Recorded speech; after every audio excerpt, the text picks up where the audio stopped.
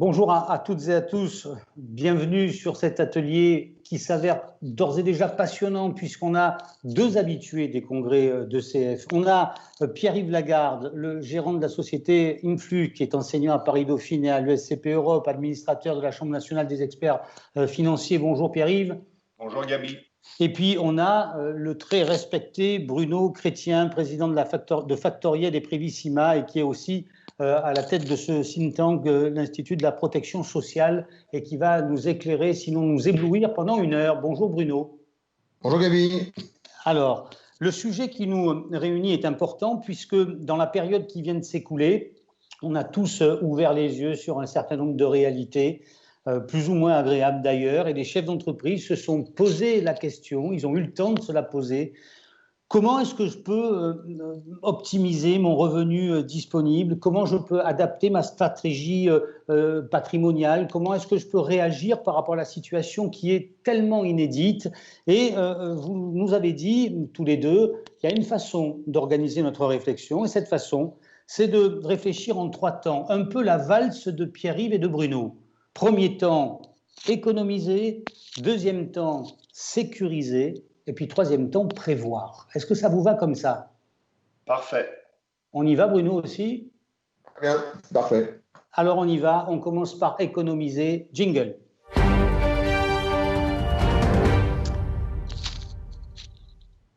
Économiser. Alors, économiser pour optimiser son revenu disponible. D'abord, Pierre-Yves, est-ce que vous faites allusion, parce qu'on en a discuté un petit peu avant et que vous m'avez guidé sur cette voie, est-ce que vous faites allusion à la forme juridique SAS qui n'est plus...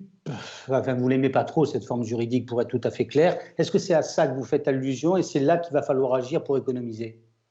Alors, oui, je vais y faire allusion, mais pas en premier. D'abord, je n'ai rien contre la SAS. Je suis simplement étonné par la vague de développement des SAS, qui n'est pas tout à fait pareil. Je comprends bien que dans certaines situations, la SAS s'impose. Il y a beaucoup d'autres situations dans lesquelles le choix de la SAS m'étonne. Alors, économiser, je vous propose à tous de réfléchir en 2 temps. Avant de se poser la question de la vogue et de la vague des SAS, la première économie qui va guetter tous nos clients, à laquelle tous nos clients vont être confrontés, c'est la réclamation. On vient à peine de terminer la phase des déclarations et maintenant on va attaquer la phase des réclamations, au premier rang desquelles, notamment pour nos amis gérants majoritaires, vous savez, on n'en a pas fini avec le prélèvement à la source. Donc il va falloir, pour ceux qui le peuvent, réclamer du CIMR que nous n'avons pas eu en 2018. Et donc je vais commencer, si vous le voulez bien, par faire le point sur les voies réclamatives pour le gérant, le dirigeant contrôlant. Il y en a 3. Une fois que j'aurai fait ça, je vous donnerai quelques clés de raisonnement sur la façon d'analyser cette vague des SAS. Donc cette première partie, je vais la développer. Nous aurons une deuxième partie sécurisée avec 2 questions. Une question qui va être prise en main évidemment par Bruno, c'est quel avenir pour les régimes de retraite? Est-ce qu'on est en sécurité en jouant tout son revenu futur sur les régimes par répartition? Et puis plus rapidement, je partagerai avec vous une réflexion sur la improprement appelée flat tax. Est-ce que pour tous ceux qui sont éligibles à la flat tax et qui ont accumulé beaucoup de réserves au sein de leur société, est-ce que c'est quand même pas le moment d'en sortir une partie? La seule chose dont on est sûr sur la flat tax, c'est que ça ne peut pas s'améliorer. Puis enfin, et pour vous donner le cadre général de nos réflexions, prévoir, Bruno nous l'a fait remarquer, mais c'est vrai qu'on a sans doute beaucoup de dirigeants, notamment non salariés, dont le degré de couverture est insatisfaisant. Et c'est dans des périodes sidérantes comme celle qu'on vient de connaître qu'on le mesure encore plus. Et on a essayé de faire un exercice. Qu'est-ce qu'on devrait faire pour tous nos clients? Donc la règle d'analyse devrait être celle-là, et en même temps, je crois qu'elle est à peu près jamais déployée.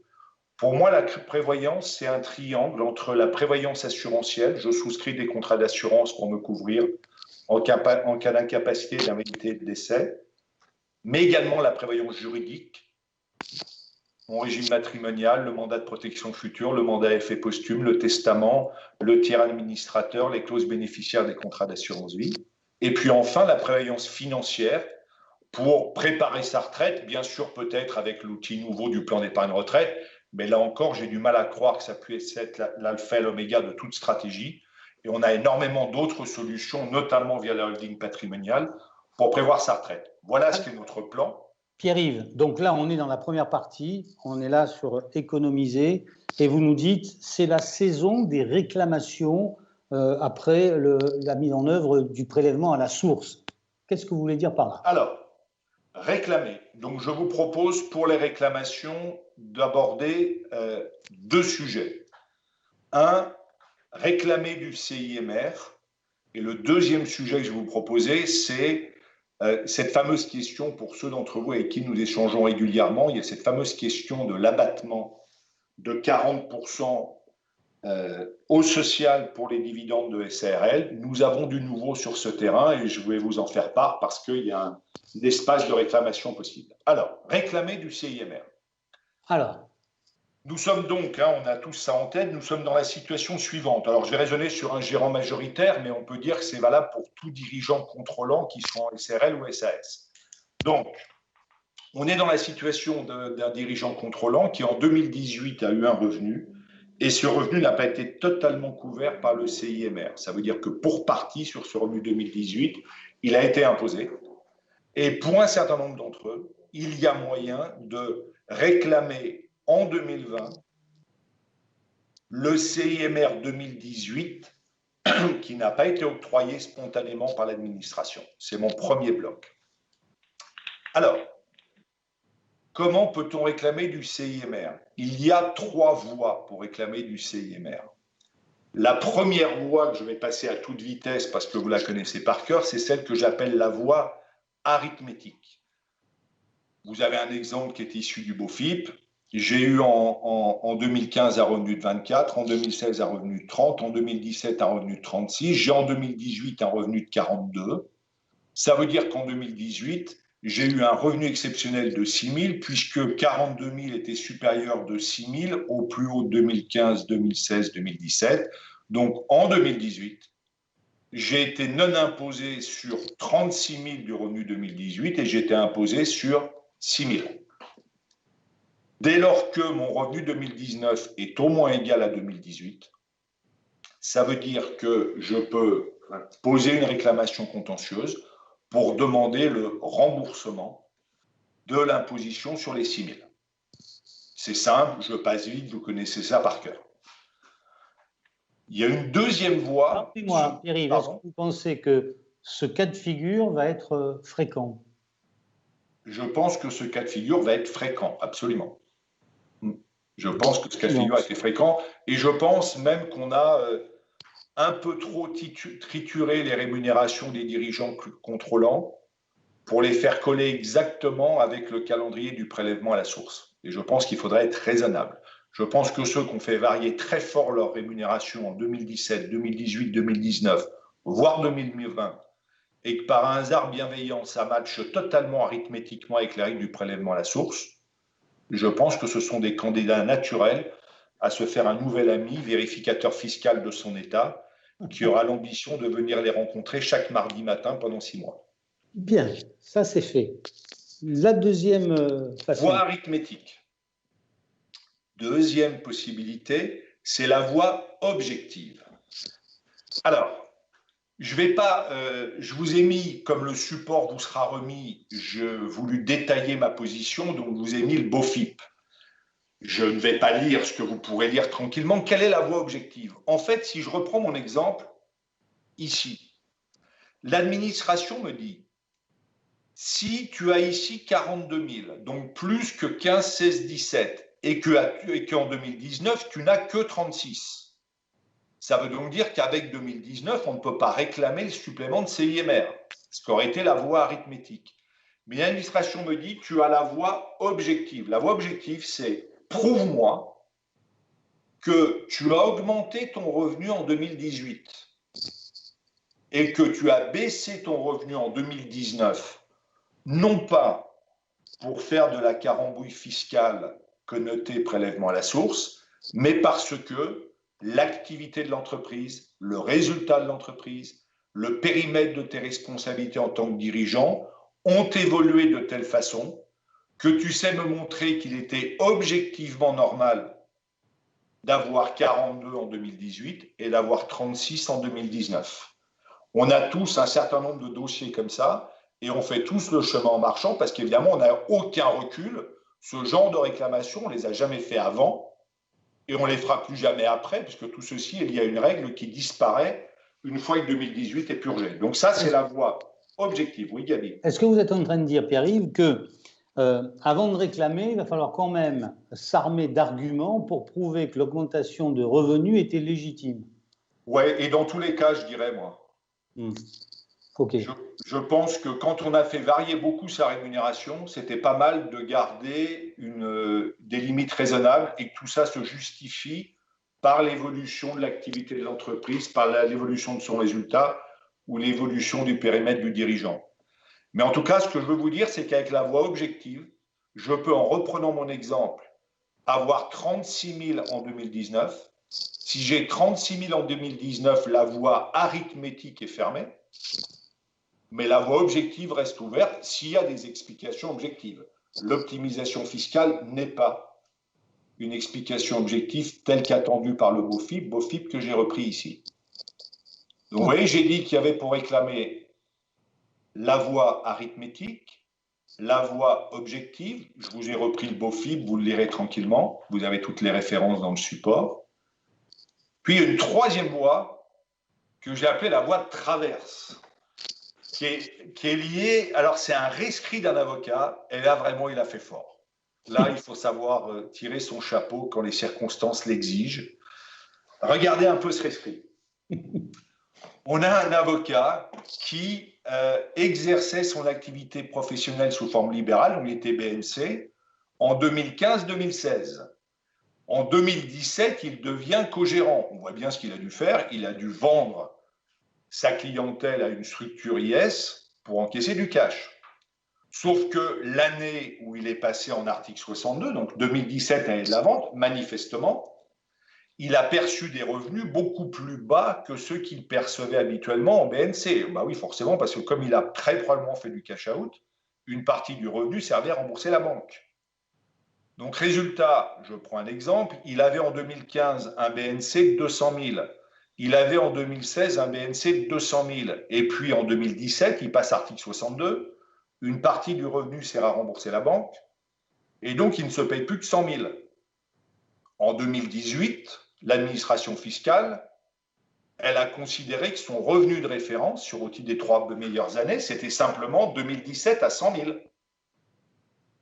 Et donc, s'il a 200 000 de rémunération en 2018, il a imposé sur 100 000, puisque son revenu de référence n'est que 2017.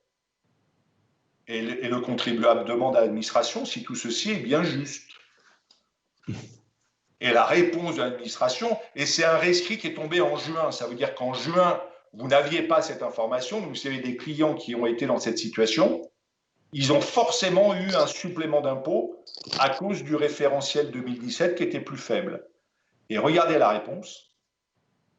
L'administration nous dit que, comme il s'agit de la continuité de la même activité d'avocat, en 2015, il était avocat BNC. En 2016, il était avocat BNC. Et en 2017, il était avocat gérant majoritaire d'une SARL ou CELAL d'avocat. L'administration nous dit, dès lors, il est possible de considérer que pour savoir ce qui est du revenu exceptionnel en 2018, je prends le plus haut de 2015, de 2016 et de 2017, peu important que 2015 et 2007 soient du BNC, que 2017 soit de l'article 62 et que 2018 soit de l'article 62. Donc, vous voyez, pour réclamer, 3 possibilités. La voie objective, la voie arithmétique, pardon, c'est le revenu 2019 qui récupère l'impôt payé en 2018. Deuxième possibilité, la voie objective. Je démontre que l'évolution du revenu était justifiée par l'évolution de l'activité de l'entreprise ou des responsabilités du contribuable. Puis troisièmement, la voie de traverse. Il fallait tenter le rescrit, il a été tenté, la réponse nous va très bien. Faites le point de tous vos clients qui sont concernés par ce genre de situation. Voilà ce que je pouvais vous dire sur la réclamation prélèvement à la source et CIMR. Pardonnez-moi, sur la troisième situation, la voie de traverse, Oui. c'est quand même capillotracté quand on n'est pas du métier. 100 000 euros d'écart de revenus. Ouais. Ça montre une chose, c'est que dans ce monde où le rescrit, à mon avis, devient de plus en plus l'instrument de sécurité des clients et des conseils, je dois dire qu'on fait de plus en plus de rescrits tous et qu'on a parfois des réponses aux rescrits que nous n'aurions pas osé espérer dans nos moments les plus fous. On a parfois des réponses que nous n'aurions pas craint dans nos moments les pires. Mais ça, franchement, vous avez un avocat qui s'est vendu à lui-même en 2017. La contrepartie de la vente à lui-même, c'est qu'il a baissé le revenu. Il se fait taper en 2018 en disant, et il demande, et il a gain de cause. Donc, il faut l'avoir en tête. Parce qu'il dit qu'il y a continuité de l'activité d'avocat. Parce que c'est la même activité, peu important le cadre fiscal sous lequel elle est exercée. Okay. La question que je vous posais sur le SAS, elle ne vous a pas beaucoup intéressé, visiblement. Hein. Parce que j'y viens, mais votre indiscipline notoire à nouveau s'exerce, c'est le coup d'après. Jusque-là, Bruno, vous n'avez rien à dire à votre ami Thierry. Là, le Muppet Show n'entre pas en fonction, là? Non, on se coordonne, sinon on va finir à 18h. Donc, mais on se régale. Je ne laisse pas avancer Pierre-Yves, c'est très clair, rien à ajouter. Jusqu'à demain.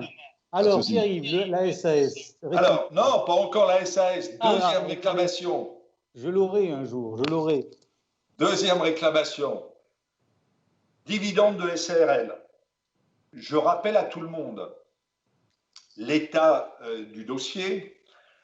Depuis le 1er janvier 2013, les dividendes de SARL sont assujettis aux cotisations sociales pour la quote-part de la distribution qui excède 10% du capital social, plus prime d'émission, plus compte courant. Et depuis le début, on se dit, est-ce qu'il faut au social appliquer les 40% d'abattement qui s'appliquaient au fiscal jusqu'au 1er janvier 2018 ? Je ne reprends pas l'argumentaire complet parce que là, à nouveau, il nous prendrait l'après-midi. Vous avez deux circulaires des organismes sociaux, une circulaire ACOS de 2013, une circulaire de l'ex-RSI en 2014, qui nous disent non, il ne faut pas l'appliquer, sauf que ces circulaires ne sont basées sur aucune base légale. Vous avez un texte, vous l'avez tous en tête, le texte de référence, c'est l'article L131-6 du Code de la Sécurité sociale. Je le répète pour ceux qui ne l'ont pas en tête, il est décisif, c'est l'article L131-6. Et moi, je dis depuis 2013 que sur la base du L131-6 et non pas de circulaires qui n'ont pas de force probante, il est clair que l'assiette des cotisations sociales, lorsqu'on est soumis au barème, ce qui est obligatoire jusqu'au 1er janvier 2018, c'est les dividendes abattus de 40%. Je vous refais la lecture, je dis refait parce que beaucoup d'entre vous, probablement, vous m'avez déjà entendu dire ça. Le L131-6, alors je vous l'ai mis dans la version avant 2020, puisqu'on est pour des problématiques qui se sont arrêtées en 2018, sachant que la nouvelle version de 2020, elle dit la même chose, mais que c'est plus compliqué. Le L131-6, il a trois alinéas. La première, c'est qu'on dit les cotisations sociales sont assises sur le revenu d'activité non salarié. Qu'est-ce que c'est que le revenu d'activité non salarié? Personne n'en sait rien. Après, l'administration précise, elle nous dit c'est le revenu retenu pour le calcul de l'impôt sur le revenu. Ça, on voit un peu mieux ce que c'est. Et on nous dit que pour retenir le revenu retenu pour le calcul de l'impôt sur le revenu, on ne tient pas compte des plus-values et moins-values, très bien, des reports déficitaires, parfait, des exos et les zones franches, du coefficient multiplicateur mentionné au 7 de l'article 158, c'est la majoration de 25% quand vous êtes non adhérent à un centre ou une association de gestion agréée, et puis la déduction de 10% depuis le 1er janvier 2010. Le troisième état, celui qui nous intéresse, c'est celui qui traite les dividendes. Et on nous dit qu'on prend en compte également dans l'assiette des cotisations sociales les revenus mentionnés aux articles 108 à 115, parfait, ça c'est les distributions, pour la partie qui est supérieure à 10%. Pourquoi est-ce que je dis qu'il est clair que l'abattement de 10% s'applique? Regardez, on nous dit, on tient compte des dividendes dans les conditions prévues au deuxième alinéa. Dans les conditions prévues au deuxième alinéa. Je remonte au deuxième alinéa et on me dit, je retiens ce revenu pour celui qui est retenu pour le calcul de l'impôt sur le revenu. Quand j'ai une distribution de 100 qui est assujettie au barème progressif de l'impôt sur le revenu, il n'y a aucun doute que le revenu retenu pour le calcul de l'impôt sur le revenu, c'est 60. Je vous épargne. Alors, on a eu, avec notamment nos amis experts comptables, des dizaines et des dizaines de cas de remboursement, y compris sur des montants très importants. L'administration rembourse moins maintenant pour une raison à laquelle je viendrai juste après, c'est que je pense qu'elle joue la prescription parce qu'au 31/12/2020, c'est fini. Hein. Donc après, ceux qui se réveilleront à partir du 1er janvier 2021, peu importe qu'ils aient raison ou tort, ce sera prescrit. Et pour vous dire qu'il faut absolument que vous réclamiez si vous avez des clients qui sont concernés, je vous ai pris, venant de PACA, tiens Gabi, j'avais expliqué ça à une expert comptable et moi j'avais dit, d'une façon absolument snobinarde, et j'avais tort, j'avais dit si vous réclamez sur des montants importants, vous embêtez pas sur des petits montants. Et notre ami expert comptable, elle a dit moi je défends mes clients, que ce soit des petits ou des gros. Donc elle avait raison et j'avais tort. Eh oui, selon que vous soyez puissant ou c'est ça. Donc elle avait absolument tort, et d'autant plus que en ayant fait ça, elle m'a fait un beau cadeau de Noël en 2019 que je vais vous faire découvrir et partager. Avec la réponse du contrôle et affaires juridiques de l'URSSAF Provence-Alpes-Côte d'Azur. Le montant contesté, c'est 1397. Nous pouvons dire de cet expert comptable qu'elle a le souci aigu de ses clients. Elle s'est battue pour un enjeu de 1397. Je la félicite chaudement. On est comme ça en région PACA. Je sais bien et je redis à nouveau à quel point j'avais tort de faire le malin avec les grosses réclamations. Alors, regardez ce qui s'est passé. Les 1387, c'est un redressement qu'a fait l'URSSAF. Et vous voyez, l'URSSAF nous dit, vous indiquez dans votre lettre avoir appliqué un abattement de 40% sur la part des dividendes à soumettre aux cotisations sociales, conformément à l'article L131.6. Donc vous voyez bien ce qu'elle a fait. Elle n'a rien demandé, elle a fait l'abattement de 40. Elle a pris ses responsabilités. L'URSSAF s'en est aperçue et a redressé. Et elle a contesté. Et après échange, regardez quand même ce que l'URSSAF nous écrit. Après une nouvelle lecture de l'article L131.6, blablabla, il apparaît que la modification effectuée par la loi de 2016, c'est faux, c'était déjà comme ça en 2013, peu importe, faisait apparaître au 3e alinéa que les dividendes dont le montant est supérieur à 10%, doivent être soumis à cotisation dans les conditions prévues au 2e alinéa. Je vous indique quelque chose, ce n'est pas moi qui ai mis en gras et qui ai souligné. C'est le représentant de l'URSSAF qui a mis en gras et souligné ce qu'on dit depuis 2013. Dès lors qu'on prend en compte les dividendes dans les conditions prévues au 2e alinéa, revenus retenus pour le calcul de l'impôt sur le revenu, il n'y a pas de doute, regardez la conséquence. Cette précision implique la prise en compte de l'abattement de 40% que vous avez opéré sur un montant des dividendes 2017. Par conséquent, le redressement de 1397 est annulé. Bien. Conclusion. Tous ceux de vos clients qui ont fait des dividendes assujettis à charge en 2017, vous avez jusqu'à la fin de l'année pour réclamer. 1er janvier 2021, c'est prescrit. Bien. Donc ça peut être aussi rétroactif, c'est ça? Si j'ai... 2017, parce que c'est ta dernière année prescrite. Ah oui. Ceux qui nous écoutent depuis 2013, ils ont fait ça depuis l'origine et il n'y a aucune année perdue. Est-ce que ça veut dire que... Ils ont perdu avant 2017. Par rapport au contexte qu'on évoquait au tout début, c'est-à-dire ce contexte post-confinement qui nous a ouvert les yeux sur plein de choses, est-ce que vous dites qu'il faut donc tenir compte différemment du dividende dans la part de revenus du chef d'entreprise? C'est ça que vous êtes en train de dire? Je tire deux conclusions. Je dis qu'un dirigeant de SARL qui a distribué en 2017, il peut aller gratter des sous, ce qui, dans le contexte que nous connaissons, est bienvenu. Il peut récupérer des cotisations sociales qu'il a payées, il ne faut pas qu'il s'en prive. Et deuxièmement, mais je n'irai pas plus loin, cette possibilité de faire l'abattement de 40% social, si on opte pour le barème progressif au fiscal, nous ouvre des perspectives pour les petits gérants majors, ceux qui gagnent entre 20 et 40 000, où il faut reconsidérer totalement l'opportunité des dividendes. Je ne peux pas aller plus loin, Gabi, sinon je ne vais absolument pas tenir mon délai vis-à-vis de Bruno. Les starting blocks. Là, ça, c'était économisé. Bruno, sur ce volet économisé, vous n'avez pas d'autre chose à ajouter. Vous êtes plutôt sur le 2e volet, c'est sécurisé. C'est bien ça, j'ai bien compris? Oui, complètement. Je pense que ce qu'a annoncé et présenté Pierre-Yves, c'était un sujet de discussion qu'on avait de longue date, sur la question des 40% est importante. Là, maintenant, les choses sont claires. L'administration procède souvent ainsi. Elle force. Et puis après, elle voit comment ça réagit. S'il y en a qui se battent et plient bagage chez la tort, elle doit aussi interpréter des textes qui sont souvent assez confus et pas très clairs. On peut dire que les instructions auraient dû être données clairement depuis le début, mais bon, Pierre-Yves et moi, on sait que c'est rarement le cas de la part de nos amis du secteur public. Donc voilà, je pense que c'est effectivement une évolution importante. en la matière et qui effectivement amène à se reposer la question des stratégies dividendes-rémunération. Alors, ne tapez pas sur nos amis du secteur public. Ils ont été présents pendant toute cette période. D'ailleurs, les experts comptables n'arrêtent pas de le dire et de le répéter.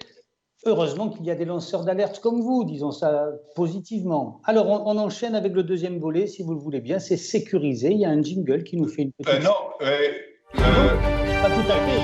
Oui. Tu as la contradiction chevillée au corps. On devait dire 2 mots de la SAS, mais moi, je veux bien passer mon tour. Alors, on passe le tour et on dira un mot de la SAS après, parce que moi, j'ai envie d'entendre Bruno sur ce volet sécurisé, d'accord? Alors, Bruno. Donc, on peut y aller, là, le jingle est passé? Le jingle est passé, on est... ben, c'est parfait. Oui. Alors, sur la sécurité, moi, je vais évoquer la question des retraites en la matière. Et là, la sécurité, alors, je n'oserais dire que c'était avant. Maintenant, c'est un peu moins certain. Et c'est un petit clin d'œil à Gabi. Moi, j'ai travaillé dans le service public il y a plus de 12 ans, donc je connais assez bien cet univers avec ses forces et ses petits travers. Sur la retraite, à l'époque, on expliquait que tout allait bien. Et c'était compréhensible, puisque on n'avait pas encore trop l'effet d'années d'endettement depuis des années. Et puis, on va avoir un projet qui va viser directement les experts comptables pour eux-mêmes, mais comme leurs clients, puisque c'est le grand projet lancé par Emmanuel Macron en 2019, avec un projet donc sur un régime universel présenté de manière assez positive. Alors, on pourrait en parler longtemps sur ce projet de retraite universelle. Vous savez que, notamment l'Institut que je préside, a bien un peu en difficulté, parce que le texte était mal fait, les pouvoirs publics, notamment sur les questions de mères de famille. C'est nous qui avons montré que les mères de famille étaient tout simplement fort perdantes, parfois jusqu'à 24% de leur droit à la retraite. Et pour avoir échangé avec l'équipe les conseillers de Macron 8 jours avant qu'on sorte l'info, on s'en doutait déjà, mais moi je pense qu'ils n'avaient pas fait les calculs. C'était aussi simple que ça. Mais c'est un autre sujet, ça nous emmènerait fort loin. En tout état de cause, la question se pose suite à la crise du Covid, mais aussi avant la crise du Covid, la question de l'équilibre financier. Parce qu'on a un système en France qui, hormis pour les plus aisés, qui peuvent effectivement, pour lesquels les régimes obligatoires ne sont pas l'essentiel. Je vous donne le chiffre quand même. En France, c'est assez faible. On a 350 000 personnes qui gagnent plus que 3 fois le plafond, plus que 123 000 euros, c'est pas énorme. 100 000 indépendants, 250 000 salariés, pour situer les choses. Or, donc la question pour les clients et pour les dirigeants modestes ou intermédiaires en termes de revenus, la question c'est de se dire, est-ce que les retraites sont sécurisées? Alors, je vais vous donner des chiffres qui nous paraissent d'une autre époque. Quand je revois ces chiffres, j'ai l'impression qu'on a vécu, vous voyez, avant l'Atlantide, vous voyez, à peu près.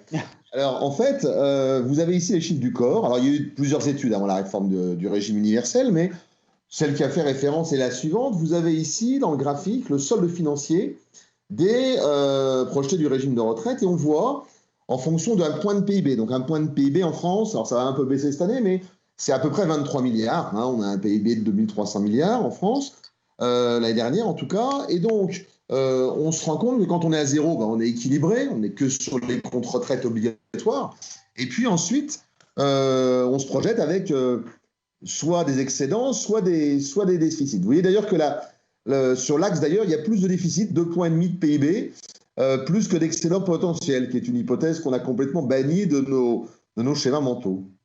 Alors, dans le trait qui est le trait ici en continu, vous voyez, là, c'est les chiffres observés, et on a fait des projections, enfin, le corps a fait des projections, moi, j'ai rien fait là-dessus, le corps a fait des projections montrant l'équilibre. Alors, déjà une hypothèse où on aurait eu 1,8 de croissance tous les ans. Alors, on ne les a jamais eu déjà, donc pas de manière continue, en tout cas, sur quelques années, mais ça nous donnait à peu près un équilibre en 2040, un excédent après 2040. Et puis, alors déjà, si on avait cette hypothèse, vous constatez que ça veut dire que tout le régime général des salariés du secteur public, on a un déficit qui est compris globalement entre 20, 23 milliards, 30 milliards, et qui serait excédentaire à partir de 2040. Et m'intéressant de près à la politique sociale de notre pays, on peut dire que ne nous faisons pas d'illusions, si nous avions des excédents, on trouverait le moyen de générer une cagnotte. Souvenez-vous des grands débats entre Chirac et Jospin sur la cagnotte Donc le jour où on a des excédents, on les réutilisera, ne nous inquiétons pas. Bruno, Certainement d'ailleurs en Bruno, augmentant les dépenses. je vous comprends. Vous êtes en train de dire la réforme des retraites a été mise entre parenthèses, voire même un peu plus, en raison de ce qui vient de se passer, de cette période inédite. Mais la problématique du financement de notre régime est réelle et donc il va falloir s'intéresser de plus près à la retraite des dirigeants. C'est ça que vous êtes en train de dire. Voilà, de toute façon, le système, il est structurellement déficitaire, malgré les grandes réformes qui furent essentiellement la réforme Woerth de 2010, avec le report de 2 ans de l'âge de départ à la retraite. Je vous rappelle qu'en 1982, on a avancé l'âge de départ de 5 ans officiellement, arrêté de 9 ans avec les contrats de solidarité. On était à 65 ans, on est passé à 60. Le fait de passer à 62 était déjà vécu comme un drame. Alors 64, je ne vous en parle même pas, même si c'est toujours plus tôt que dans les années 80. Ce qui est intéressant d'observer quand même, c'est que sur des hypothèses, j'en finis juste sur ce graphique, sur des hypothèses de croissance, qui sont des hypothèses de croissance qu'on n'atteint pas déjà, même regardez, un taux de 1,5 par an, on arrive à peine à l'équilibre en 2050, et alors à 1,3 de croissance par an, et je vous rappelle là encore qu'on n'y est pas du tout, on est sur des déficits à peu près de 20 milliards, voire plus tous les ans. Donc en d'autres termes, avant la réforme, on est dans les clous, et on est dans les choux, je veux dire plutôt, on n'est pas dans les clous, on est dans les choux. Et c'est tellement vrai d'ailleurs que la réforme du régime universel, on instaurera cette idée d'un âge pivot pour reporter l'âge de départ à la retraite. Alors, quand on regarde le slide suivant, en fait, ce qu'on observe, c'est que, voilà, comme je vous l'ai dit, les améliorations des comptes de retraite, elles sont le fait de la réforme Woerth essentiellement, que les comptes sont toujours dans le rouge et que de toute façon, quoi qu'il en soit, nous n'avons aucune marge de manœuvre, avec une population qui vieillit et avec une augmentation des dépenses de santé. Évidemment, je fais référence aussi aux EHPAD. Mais au-delà de ça, comme on est plus vieux et plus on est vieux, plus on consomme, évidemment, il y a une tendance structurelle là au coût. Alors, le chiffre qui est évidemment assez édifiant, c'est celui-là. Je l'aurais fait dans un graphique, oui, un peu futuriste, je me serais dit, non, tu forces un peu la dose là quand même sur cette affaire. Et pourtant, ce sont les derniers chiffres communiqués par Gérald Darmanin. Bon, alors Gérald Darmanin, on connaît le personnage. Bon, voilà, évidemment, parfois, pour vous dire la chose, en 15 jours, on a changé les hypothèses, puisque 15 jours avant, on était à 40 milliards de déficit, on est à 52 milliards, on sera peut-être un peu plus, un petit peu moins, on n'en sait rien, mais ça donne la toise. Et là, ce que vous avez, c'est l'ensemble du déficit du régime général, donc salariés, santé, retraite, prévoyance, tous les risques. Vous constatez que quand même, depuis 2002, on est en déficit permanent. Enfin, c'est juste une situation hallucinante quand on imagine. Le grand pic à la baisse, ça a été l'année 2010, qui est la conséquence du dispositif de la réforme la crise des subprimes et l'impact en France. Et c'est à ce moment-là que la réforme Woerth va améliorer. Et vous voyez qu'on améliore année après année, la réforme Touraine améliore un peu, et alors là, on redescend très largement. La conséquence très concrète, et on ne peut pas ne pas parler de cette approche, la conséquence très concrète, c'est qu'on peut faire une croix sur l'équilibre des régimes obligatoires. Malgré la gestion sérieuse, et vous savez combien, dans le cadre notamment de l'IPS, on s'attache à défendre les bons élèves, ils ne sont pas très nombreux, les experts comptables en font partie, puisque vous avez un des régimes, sinon le régime le mieux géré. Vous n'êtes pas des experts comptables sans raison, mais vous êtes peu nombreux, c'est tout le drame de la situation. Eh bien, on a une situation dans laquelle les comptes retraites sont gravement obérés. Et malgré cette réforme, on se pose plusieurs questions. Première question, c'est est-ce qu'on va abandonner ou pas la réforme du régime universel? La réforme du régime universel, pour ma part, je pense que c'est une réforme liberticide, et je pèse mes mots, totalitaire, pour une raison très simple et sans la moindre provocation. Totalitaire parce que le but de cette réforme, c'est une poupée gigogne. Il y a une grosse poupée qui est un régime par points. OK. À l'intérieur, on a une deuxième poupée qui est un système dans lequel on change de paradigme. On passe d'un paradigme qui est, d'une part, de changer, d'avoir un système lié à l'âge et à la durée de carrière, à un système qui est lié à l'âge de départ. Pourquoi pas? Mais la vraie poupée gigogne, ce qui est le cœur de la réforme, c'est tout simplement la centralisation des réserves et du pilotage financier de l'ensemble des régimes, la CAVEC comme les autres. Et le projet, d'ailleurs, était de mettre en œuvre ça au 1er décembre 2020. D'ailleurs, situation contre laquelle la CAVEC s'est battue tout à fait à juste titre, ou les avocats également. Donc, en fait, cette réforme, c'est le cœur de la réforme. Et alors, c'est compliqué de faire du social fiction, mais nous verrons bien, vous savez qu'Emmanuel Macron a prévu de se prononcer, normalement lundi, après les élections municipales pour des raisons qui pourraient nous échapper pour les naïfs, mais qui n'échapperont pas aux autres, donc ça ne vous échappe pas. Et il souhaite, en réalité, on se serait vu il y a 15 jours, 3 semaines, je vous aurais dit, il y a un mois, je vous aurais dit, écoutez, la réforme des retraites, c'est mort. Tous les observateurs sérieux l'estimaient. Et en fait, même les leaders de la majorité l'évoquaient également. Et puis Emmanuel Macron a remis un truc a remis une couche en disant, non, non, je veux absolument que la réforme soit faite. Parce que j'y suis attaché. Alors, en réalité, pour des raisons électorales, bon, on ne rentre pas dans le détail, mais qui sont assez évidentes. Donc, ils vont redémarrer certainement avec une réforme. Sur ce sujet, il y aura certainement des mesures de calinothérapie, mais qui n'ont pas d'impact sur nos stratégies retraite. En revanche, il va très certainement y avoir à nouveau la relance de la réforme au niveau de la centralisation des comptes et la fin des régimes spéciaux. La question qu'on se pose aujourd'hui, c'est est-ce que les régimes de libéraux seront embarqués ou pas? Mais ce projet de mainmise de l'État sur l'ensemble des réserves, l'ensemble des pilotages, va continuer. Alors, j'en finis là-dessus. Très concrètement, ça veut dire quoi? Ça veut dire qu'évidemment, on n'arrivera plus à équilibrer les comptes, qu'évidemment, l'État prendra sur ce qui était encore les voies pour maintenir une retraite un peu digne de ce nom, les partenaires sociaux ayant mieux géré que l'État de manière évidente, et il suffit de voir la gestion de la crise sanitaire pour s'inquiéter au plus haut point. Alors, là, on est un peu dans un champ, à mon avis, politique qui nous... Non, pas du tout, Gaby. Parce que j'en finis. Doivent faire les chefs d'entreprise dans ce contexte-là. On n'est pas dans un champ politique, parce qu'on ne peut pas comprendre la question si on n'a pas ça à l'esprit. Ça veut dire quoi concrètement? La crise sanitaire a été mauvaise, là. Allons vivre aux États-Unis ou en Suède et on verra comment ça se passe, en Russie ou en Chine aussi. Mais là, la question n'est pas là. Comment doivent réagir les chefs d'entreprise? Mais la question est très simple. Comme l'État a extrêmement mal géré, il n'y a pas de raison qu'il gère mieux demain, et comme il veut faire la même chose sur la retraite, c'est ça le sens de mon raisonnement. Et là, personne d'un peu raisonnable peut le contester. Ça veut dire tout simplement que ce qui faisait le cœur de la réforme des retraites, qui faisait le cœur, des régimes de retraite, et la qualité des retraites, qui était une retraite avec des bons rendements dans les régimes complémentaires, va à terme s'effondrer. Et donc, on va aller assez vite sur des rendements qui seront de l'ordre de 5%. C'est un très mauvais rendement pour un régime obligatoire. On n'est pas sur un rendement financier, on est sur un rendement actuariel. Donc, cela veut dire très concrètement que seuls ceux qui auront pu se constituer une stratégie facultative seront en capacité d'avoir une retraite digne de ce nom. C'est aussi simple que ça. Et on va avoir, je pense, et je ne vois pas comment on peut compenser autrement aujourd'hui, on aura un affaissement extrêmement important des retraites moyennes en quelque sorte. Donc seuls ceux qui ont plus de marge de manœuvre que sont les dirigeants, et je reviens sur ce qu'on évoquait en préambule avec Pierre-Yves, la retraite, on ne parle pas d'un produit, Madelin, Père ou autre, ça c'est de l'outil. C'est une stratégie patrimoniale globale dans laquelle les outils retraite ont du sens. Et je ne dis pas qu'il ne faut pas souscrire de pair, pas du tout. Mais simplement, je tiens à insister sur le fait que ici, si on n'est pas en capacité d'avoir une stratégie individuelle où on a épargné pour soi, de toute façon, comme l'État à un moment donné ira taper dans le capital, il vaut mieux être taxé sur le capital que de ne rien avoir. Donc voilà, donc ce que je veux dire, c'est que très concrètement, la phase que nous venons de vivre vient d'accélérer un processus de dégradation systémique de nos régimes obligatoires, et donc en quelque sorte, si vous me permettez, un peu sauf qui peut.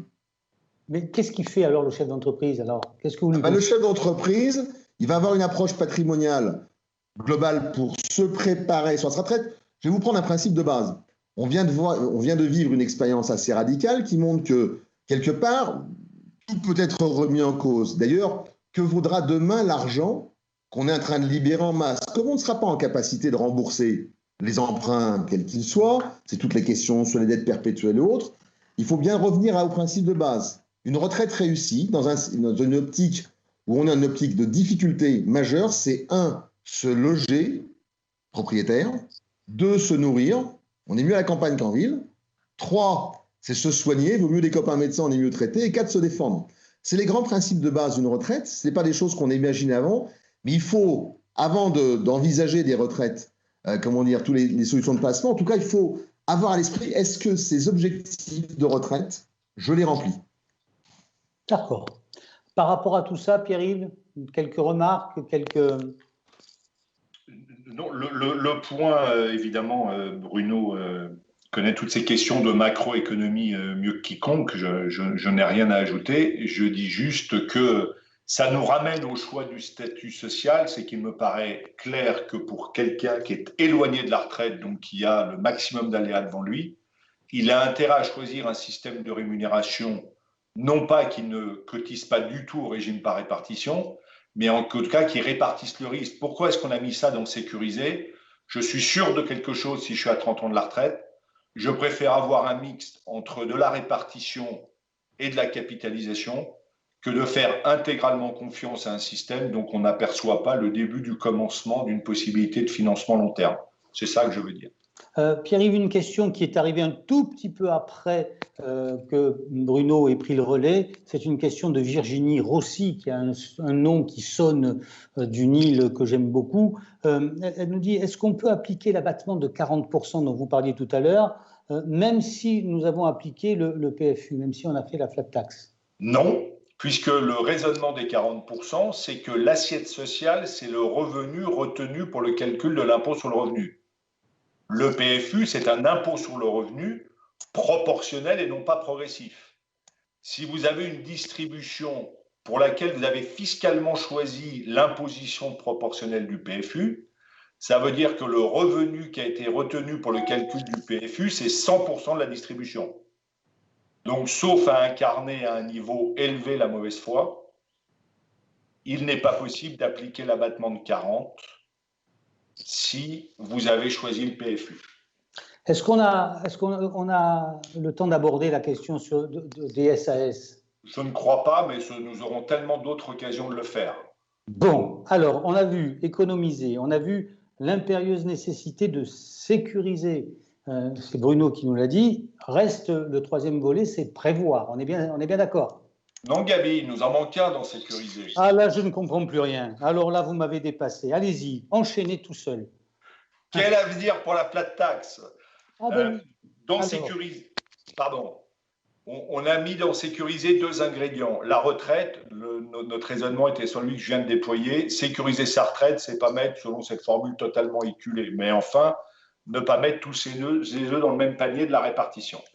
Le deuxième point de raisonnement sur lequel je voudrais prendre 3 minutes avant de redonner la main à Bruno, c'est l'avenir pour la flat tax. Et je voudrais qu'on réfléchisse ensemble à ce tableau. Depuis 2013, qui a été quand même, 2013 a été une flambée taxatrice dont nous gardons encore un souvenir cuisant. On a eu du fiscal, du social, ça a été un feu d'artifice. Beaucoup de nos clients dirigeants et beaucoup d'entre nous dirigeants, on a dit, écoutez, à ce niveau de taxation, je ne joue plus. Donc, l'argent dont je n'ai pas besoin, je l'accumule dans une structure IS et on verra plus tard. Et beaucoup de nos clients sont restés sur cette ligne-là. Et il me semble qu'au moment où nous parlons, il y a une question à traiter avec eux. Il faut les alerter. Après, ils feront ce qu'ils voudront. Mais je pense que si on ne les alerte pas, on va être probablement embêté avec le journal du lendemain dans 3-4 ans, ou si la flat tax disparaît, on va nous dire « Pourquoi ne m'avez-vous pas alerté ?»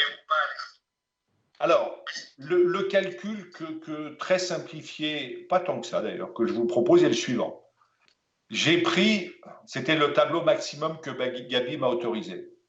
Il veut des slides épurés, donc j'ai été obligé de lutter, parce que je ne me sentais pas capable d'expliquer ça par la transversale du verbe. Allez-y. Alors, j'ai supposé un taux d'IS de 28%. Je suis pas mal. Ce que je veux dire par là, c'est que je n'ai pas pris l'IS à 15. Là, c'est un moment d'optimisme. J'ai supposé un rendement brut de 2%. Bon, c'était avant la crise. Il faut aller les chercher, les 2%. Mais admettons.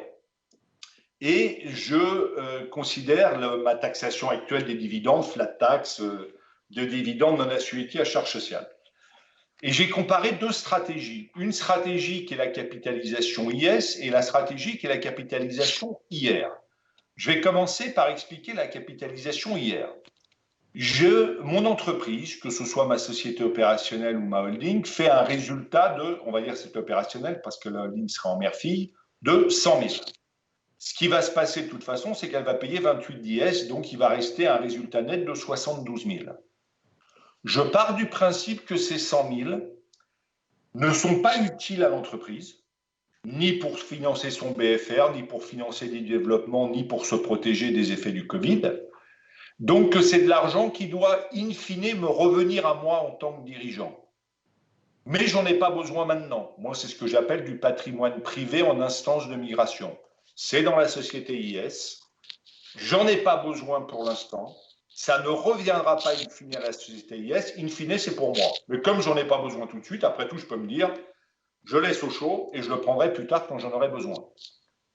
Ou alors, je me dis, comme cet argent, de toute façon, je vais en avoir besoin, ce qui est fait n'est plus à faire, je distribue tout de suite, ce sera fait. Et c'est donc la stratégie que je vous propose ici, c'est de se dire, j'ai 100 000 de résultats bruts, je paye 28 d'IS, il reste 72. Je me dis que cet argent, de toute façon, c'est moi qui vais le prélever, donc je distribue tout de suite. Je paye mes 30% de improprement flat tax, addition du PFU et des prélèvements sociaux. Ça veut dire qu'il me reste 50 400 à épargner.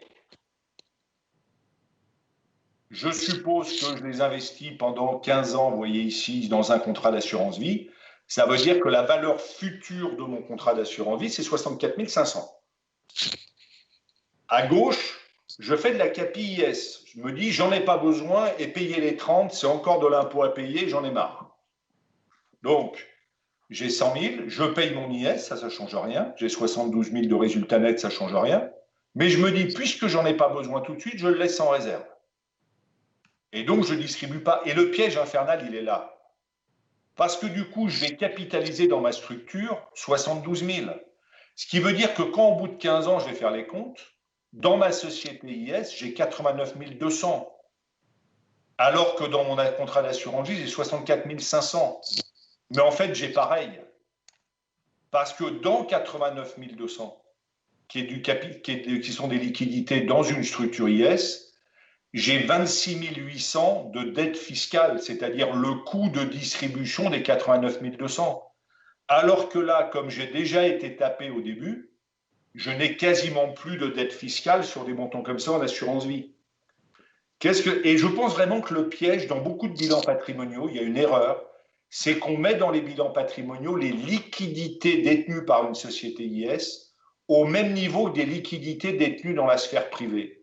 Alors qu'on serait beaucoup plus juste et on aiderait mieux nos clients à réfléchir si on disait que 89 200 dans une structure IS, c'est en vérité en équivalent de patrimoine privé 62 400. Est-ce que ça veut dire, ce que j'ai compris, aujourd'hui, vu le contexte, il est le bon conseil que doivent donner les experts comptables à leurs clients, c'est le moment de débloquer les choses, c'est ça? De ne pas mettre de côté, c'est ça? En tout cas, au minimum, c'est d'alerter par écrit pour qu'on ne puisse pas te le reprocher après. Puisque regarde, Gabi, si tu reprends mon exemple, tu vois que si la fiscalité ne change pas, que dans 15 ans, on est toujours à 30%, je n'ai rien gagné à attendre. J'aime bien dire sur ce genre de schéma, attendre ne crée pas de valeur. Mais là, je suis dans l'hypothèse où ma flat tax est toujours là dans 15 ans, pardon. Les graphiques extrêmement spectaculaires que vient de nous montrer Bruno peuvent nous amener à accueillir avec réserve les propos de notre président par ailleurs, qui vient de nous dire que les impôts, évidemment, n'augmenteraient pas. Notre expérience partagée de contribuables peut nous amener à considérer que ce genre de promesse, on nous l'a déjà faite et qu'elle ne s'est pas toujours complètement confirmée dans les faits. Donc oui, moi je dis à tous mes clients, si vous avez accumulé beaucoup de cash dans une structure IS, c'est quand même probablement le bon moment pour en vider une partie significative. Et après, c'est leur argent, c'est à eux de décider. Mon devoir à moi, c'est de montrer par ce calcul qu'il n'y a rien à gagner à attendre et que si on est dans l'hypothèse pessimiste ou réaliste, je te laisse choisir Gabi, que la flat tax ne va pas survivre. Vous avez vu que dans la fameuse convention citoyenne, là, les gars, là, les 150 personnes qui ont fait des propositions, il y a parmi leurs propositions de revoir la taxation des dividendes. Il y a quand même une petite musique qui se construit. Voilà ce que je voulais dire pour 2% au-delà de 10 millions distribués, c'est ça, hein? Enfin, donc, moi, je dis que quiconque a depuis 2013 accumulé beaucoup de réserves, à sa place, c'est d'ailleurs ce que j'ai fait pour moi-même, je me suis dit, même si j'en ai pas besoin, je vais me faire une distribution un peu massive en 2020, parce que je serais tellement malheureux de m'apercevoir en 2021 que j'ai eu tort de rien faire. Ok. Bien, ça c'était donc le deuxième volet, cette fois on l'a bien éclusé, on est d'accord, sécurisé. On passe à prévoir, on se met un petit jingle. Tu n'as jamais été aussi bien dans le programme. Ah, ça a été compliqué, mais j'arrive. troisième volet, troisième temps de la valse, prévoir. Et là, prévoir, c'est Bruno. Alors Bruno, prévoir, encore une fois, cette période nous a ouvert les yeux et a ouvert les yeux sans doute à certains chefs d'entreprise sur la nécessité d'avoir un autre regard sur le temps qui passe et les difficultés qui s'accumulent quelquefois de façon inattendue. Oui, Gaby, je pense qu'en fait, la crise, elle a eu quelque chose de bon, c'est qu'elle va faire prendre conscience, elle a fait prendre conscience aux dirigeants que la prévoyance, c'est pas de la rigolade et que c'est quand même assez intéressant de regarder comment on est couvert. Moi, j'ai eu pas mal de retours de nos clients assureurs, mutualistes, peu importe les réseaux, mais qui nous ont dit « Ouh là là, mais nous, on n'a jamais vu autant de clients qui est venu nous rencontrer pour savoir comment étaient couverts. » Ils ont pris le temps de regarder leurs conditions générales. Certains ont pris le temps de regarder qu'est-ce que leur versait la Sécu ou leur régime professionnel. Bon, des trucs qu'on ne fait jamais. Jamais. Il faut avoir à l'esprit que la FFA, quand on prend les chiffres de la Fédération des assureurs, un petit peu l'équivalent du Conseil supérieur pour les experts comptables, eh bien, en fait, leurs chiffres montrent qu'on a à peine 30% d'entrepreneurs qui sont couverts, je ne dis pas convenablement, mais qui ont quelque chose qui ressemble à un machin un peu sérieux, en prévoyance, arrêt de travail, décès. Et là, ce qui va changer fondamentalement, parce qu'on sait que les experts comptables ont une responsabilité majeure en termes d'alerte auprès de leurs clients, c'est que tout le monde a fait collectivement une expérience forte, c'est que finalement tout peut s'effondrer du jour au lendemain. Avec deux problématiques pour les dirigeants, quand ils sont en phase de développement ou quand ils sont proches de la retraite. Et c'est ce que je vous propose, Gaby, de regarder au niveau justement des deux cas de figure. Alors là aussi, on pourrait y passer beaucoup de temps. Bon, là, il nous reste à peine 10 minutes, donc je vais synthétiser. Donc on a un slide qui suit derrière. Voilà, c'est ça, on a deux slides qui suivent derrière. Voilà, il y a bon nombre de questions essentielles. Quand on est en rythme d'activité normale, je n'ai pas pris le créateur, il y a comment j'assure mes charges fixes. C'est une chose auquel on ne pense jamais ou pas assez. Souvent, vos clients, ils souscrivent une garantie indemnité journalière qui permet d'assurer du revenu quand on en arrête, mais ils oublient le deuxième versant. Ils oublient le versant garantie frais généraux. C'est-à-dire comment je finance, en cas d'arrêt de travail, eh bien, le fait que j'ai un loyer qui continue à tomber, j'ai de l'électricité, j'ai des charges diverses et variées. Donc, c'est un peu comme une équipe de foot. C'est-à-dire que si l'équipe de foot, c'est des super attaquants, eh bien, ils marquent plein de buts, mais s'ils ont un gardien qui est une passoire, il faudra qu'ils vont perdre parce que finalement, derrière, ça ne le fera pas. Et donc, il y a l'inverse. Si on a une excellente défense et on n'a pas d'attaque, ça va être un match pourri, quoi. Donc, pour prendre cette image, ça veut dire qu'on doit avoir une garantie arrêt de travail IJ et toute une garantie défensive, je l'appellerais garantie frais généraux. Autre sujet aussi qui ressurgit, c'est tout ce qui a trait aux assurances sommes clés. C'est aussi ce qui a trait aux garanties interassociées. On est là évidemment pour votre public, notamment de professions libérales, mais aussi évidemment de sociétés ou d'associations réelles. On anticipe rarement assez souvent les conséquences du décès d'un associé. Et qu'est-ce qui va se passer si on doit indemniser les ayants droit, la famille qui reste, sans devoir déstructurer le capital pour que les associés restants ne se voient pas imposer un associé dont ils ne voulaient pas et qui fera exploser l'entreprise. Vous voyez, il y a tous ces sujets qui sont importants. Et puis, j'attire votre attention sur un sujet sur lequel l'IPS a enregistré une belle victoire rapide, qui est la question des accidents de travail pour les indépendants, puisque vous savez que depuis de nombreuses années, les médecins ne sont pas remboursés. Le corps médical conventionné n'est pas remboursé en cas de soins. Je ne parle pas de prestations en espèces, de soins, mais s'il y a une origine professionnelle, c'est l'infirmière qui a un accident de véhicule, par exemple, en se rendant chez un malade. Et puis, depuis le début de l'année 2020, à cause de l'intégration des indépendants, artisans, commerçants, au sein des caisses primaires d'assurance maladie, eh bien, ce qui s'est passé, c'est que les caisses primaires ne se sont pas embêtées. Elles ont continué à gérer comme pour les salariés, en disant, soit c'est un salarié, bon, ok, c'est de la maladie. Si c'est une origine professionnelle, il ne remboursait plus. Et donc, il y a eu des remontées. Nous, on avait été alertés dès février, mais bon, avec la crise du Covid-19, on ne parlait que de ça. Donc, on ne pouvait pas parler d'autres sujets. On a fait sortir une info mi-mai. Donc là, j'incite tous ceux qui nous écoutent à aller sur le site de l'IPS. Vous pouvez accéder au dossier, au communiqué de presse. Il y a eu un bon papier du Figaro. Et la CNAM a fait passer une information réseau en interne qui reconnaît très clairement que les indépendants doivent être remboursés de leurs soins que l'origine soit non professionnelle, c'est la moindre des choses, ou qu'elle soit professionnelle. En fait, que ça continue comme avant. La seule question qu'on se pose, c'est le corps médical, car la base juridique n'est pas la même. Et donc aujourd'hui, on s'oriente vers une solution où le corps médical serait toujours pénalisé, sauf pour les conséquences du Covid-19, ces fameuses déclarations d'Olivier Véran sur le sujet. Donc, sujet à suivre. Le gros risque a été écarté. Mais voilà, donc voilà typiquement le genre de questions sur lequel vous devez alerter. Et j'insiste bien parce que de nombreux experts comptables ont en début d'année circularisé leurs clients pour leur dire de se méfier. Hein, donc, s'il y en a que ça intéresse, je leur ferai passer sans problème les instructions réseau. Mais voilà, donc il y a... Bruno, est-ce que j'ai bien entendu ce que vous avez dit? Une infirmière qui se déplace en voiture pour aller chez son patient n'est pas assurée professionnellement, évidemment. Hein, si on a un accident avec sa voiture, la voiture sera... Mais la voiture, elle est morte. Ouais, professionnellement, il n'y a pas de couverture. Au niveau des soins, c'est-à-dire que si, imaginons, elle a une intervention qui va s'opérer, c'est grave, elle est en hospitalisation, les remboursements de soins ne se feront pas. Il faut savoir qu'un salarié, sans être trop long, un salarié, il est couvert par 2 branches, en fait. Les remboursements maladie, je me casse la jambe parce que je fais du foot, par exemple, et la branche accident de travail. Et quand c'est de l'accident de travail, c'est mieux remboursé. S'il n'y a pas de ticket modérateur, comme on dit, c'est 100%.